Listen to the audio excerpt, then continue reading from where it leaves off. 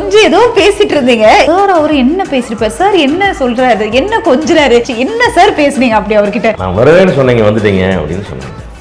வருவேன்னு சொன்னீங்க வந்துட்டீங்களா, சொன்னா செய்வாங்களா அப்படின்னாரு. இப்போ நீங்க போய் அவர் அந்த இன்விடேஷன், அதாவது சிவா சார் சாதாரணமா எல்லாரையும் இன்வைட் பண்ண மாட்டார். கண்டிப்பா உங்க சைடுல இந்த கிஃப்ட் கொடுத்துருக்கலாம், ஒரு ஸ்பெஷல் கிஃப்ட். எல்லாவே இன்விடேஷன் கொடுக்கும்போது இப்பெல்லாம் என்ஜின்லாவே ஏதாவது ஒரு காம்ப்ளிமெண்ட், ஒரு ஸ்வீட்டோ ஏதோ ஒன்று கொடுக்குறாங்க.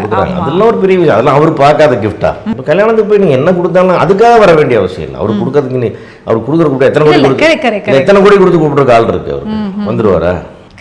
10 கோடி 100 கோடி ஏதாவது கொடுத்து கூப்பிடுங்களா, வந்துருவாரா? அப்படிலாம் வர முடியாதுல்ல. அவர் விலைக்கு வாங்கக்கூடிய ஆள் இல்லையா அவர். அதனால் அது இல்லை நமக்கு. அதே மாதிரி ஈக்குவலாக இன்னொரு விஷயம் அப்படியே அடுத்தது சொல்ல வந்தீங்கன்னா, 1991 என்னுடைய மேரேஜ் வந்து கோபிச்செட்டிப்பாளையத்தில் நடந்தது. அன்றைக்கி வந்து சென்னையில் வந்து ஒரு சின்ன பரபரப்பு.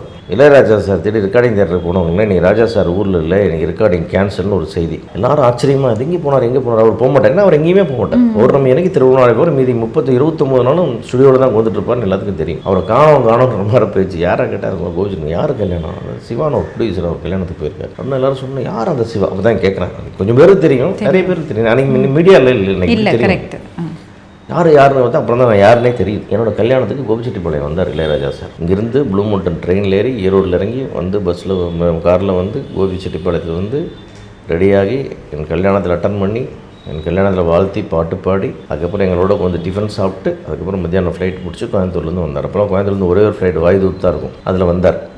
வந்து தான் முன்னார் மேடையில் பேசும்போதே சொன்னார், இன்றைக்கி 3 சாங் ரெக்கார்டிங் விட்டு உனக்கு இவனுக்காக வந்திருக்கேன் அப்படின்லாம் பேசினார் மேடையிலேயே. 25th வெட்டிங் ஆனிவர்சரி வந்துச்சு. அப்போ நான் சார்ட்ட போய் ராஜா சார்ட்ட சொன்னேன், 25வது வெட்டிங் ஆனிவர்சரி வருது சார், சந்தோஷம் வந்துட்டு அன்றைக்கி வீட்டுக்கு வந்துடு பார்த்துட்டு போய்ட்டு அப்படின்னார்.